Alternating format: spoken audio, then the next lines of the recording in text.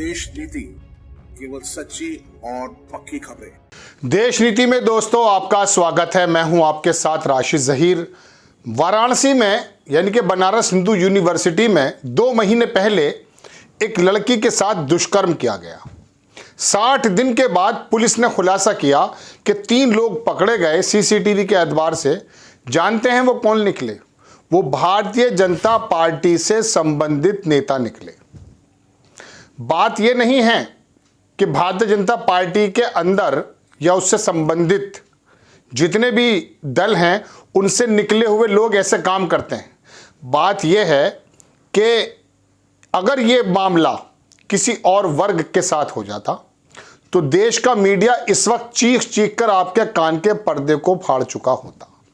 और वो नेता प्रधानमंत्री जी से लेकर नड्डा, योगी आदित्यनाथ, स्मृति ईरानी, सबके साथ उनके फोटो हैं और बाकायदा अच्छे पदों पर हैं। ये व्यक्ति आप देख लीजिए। एक तो ये है, तीनों के बारे में लोगों ने छापा। गैंग रेप के तीनों आरोपी कुणाल पांडे, संयोजक बीजेपी आईटी सेल, तीनों की तस्वीरें हैं। लिखते हैं साहब को जनतंत्र है कि पुलिस ने पकड़ लिया वरना कुणाल पांडे राम ज्योति जला रहा होता, दिवाली मना रहा होता। पुलिस को पता करना चाहिए कि इसने अतीत में ऐसे भी अपराध किए हैं, धन की वसूली की होगी।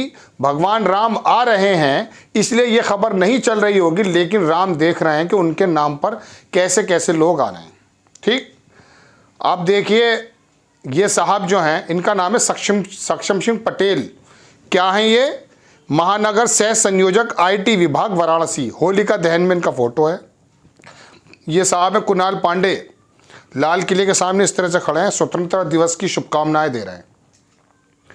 और अब मैं आपको दर्शकों धीरे धीरे ये दिखाता हूँ।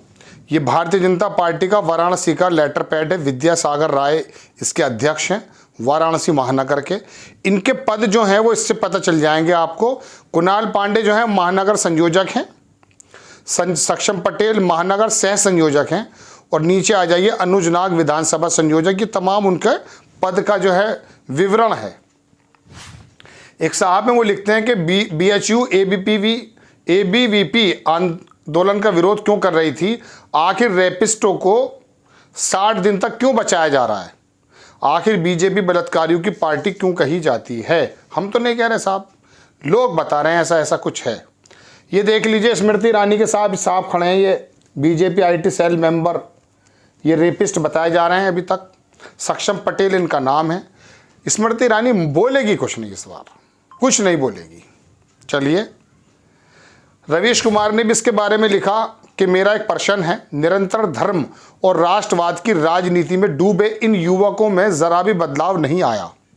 अपराधी तो कोई भी हो सकता है, मगर भाजपा और संघ चरित्र पर जोर देते हैं। ये तीनों इनके संगठन के हैं, 10 साल से तो होंगे ही। क्या इन तीनों का चरित्र यही बन सका कि वे कथित रूप से बंदूक की नोक पर बलात्कार कर रहे थे? तीनों आरोपी की तस्वीर प्रधानमंत्री मोदी, मुख्यमंत्री योगी और बीजेपी अध्यक्ष नड्डा के साथ है।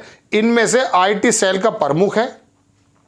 तीनों के व्यवहार का मनोवैज्ञानिक अध्ययन करना चाहिए। इनके घरों पर बुलडोजर चलाने का आंदोलन का नेतृत्व कौन करेगा? स्मृति ईरानी जी मोदी के साथ जघन्य अपराध में पकड़े गए युवक की तस्वीर है। सारे चैनलों पर इस तस्वीर के साथ कवरेज हो रहा होगा ना? क्वेश्चन मार्क भी है। एक साहब है, देख लीजिए इन तीनों की तस्वीर, ये बुलेट पर खड़े हैं। आईआईटी बीएचयू के बीते कुछ दिनों से छेड़खानी हुई, महीनों के बाद गिरफ्तारी हुई तो पता चला भाजपा बनारस से आईटी सेल प्रमुख भी शामिल हैं। तीनों भाजपा से जुड़े हैं। मोदी जी उनका अभिवादन कर रहे हैं। बताइए छेड़खानी की हिम्मत कहां से आती है? ये पूरा देख लीजिए, बुलेट पर सीसीटीवी से लिया गया है। अखबार की खबर है कि आईआईटी बीएचयू की छात्रा से गैंग रेप के सभी आरोपी अरेस्ट।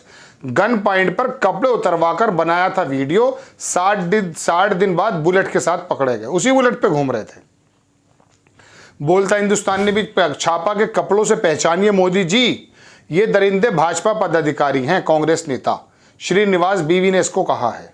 ठीक, इस प्रशांत भूषण जो वकील हैं वो कहते हैं कि ये वही बीजेपी आईटी सेल के मेंबर हैं जो बनारस हिंदू यूनिवर्सिटी की लड़की के गैंग रेप के आरोप में यूपी पुलिस द्वारा गिरफ्तार हुआ, उसकी मुस्कुराहट देखकर रो लीजिए देश के हालात पर।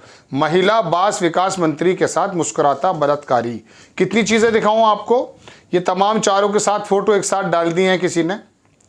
अब कोई लिखते हैं कि सक्षम पटेल, कुमार पांडे, ये सारी वो चीज़ें मैं दोबारा दोहरा के आपका समय नहीं खराब करना चाहता। बलात्कारी तो कोई भी हो सकता है, लेकिन पार्टी विद द डिफरेंस और चरित्र पर काम करने वाला आरएसएस जब इस तरह के आईटी सेल के प्रमुखों को जन्म देगा जो बलात्कार के अंदर शामिल हैं, वीडियो बनाते हैं, फिर उसके बाद विपक्ष के लोगों पे हमला करने से पहले अपने गिरेबान में झांक लेना चाहिए या नहीं।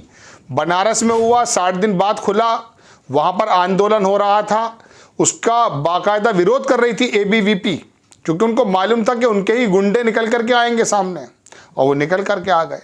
अब ये भारतीय जनता पार्टी के नेता बेशर्मी के साथ टीवी पे ना आकर अपनी शर्मिंदगी के आंसू बहा दें अगर कि हमारे यहाँ भी ऐसा हो रहा है, हम दूसरे लोगों पे आरोप लगाते लगाते अपने घर के अंदर किस प्रकार के जानवर पैदा कर दिए हैं, इसके बारे में अगर थोड़ा सा भी सेल्फ एनालिसिस कर लें, थोड़ा सा भी अपने चरित्र का निर्माण कर लें, तो मैं समझता हूं कि देश के अंदर जो एक ऐसी पौध तैयार कर दी गई है जिसको कुछ और नहीं मालूम, सिर्फ इतना मालूम है कि राम मंदिर बन रहा है और हमारा जो है विकास हो गया।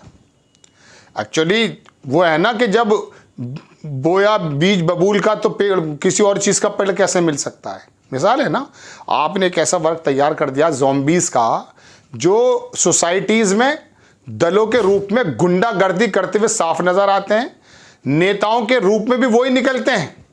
उत्तर प्रदेश के एक नेता की बात मैं आपको बताऊं, आपने हमारे सहयोगी पत्रकार ने बताया भी आपको कि राज्य मंत्री थप्पड़ मार रहा है एक जो है सभासद पार्षद के। वो चूंकि पुराना तो था ही ना, उसके अंदर तो था पुराना वो चीज़ सारी मौजूद। बहरहाल ये खबर मैंने आपको बताई, आपको खबर कैसी लगी अपनी राय कमेंट्स बॉक्स में ज़रूर दीजिए। चैनल को सब्सक्राइब कीजिए, शेयर कीजिए। नेक्स्ट टाइम मैं किसी खबर के साथ आता हूँ। जय हिंद।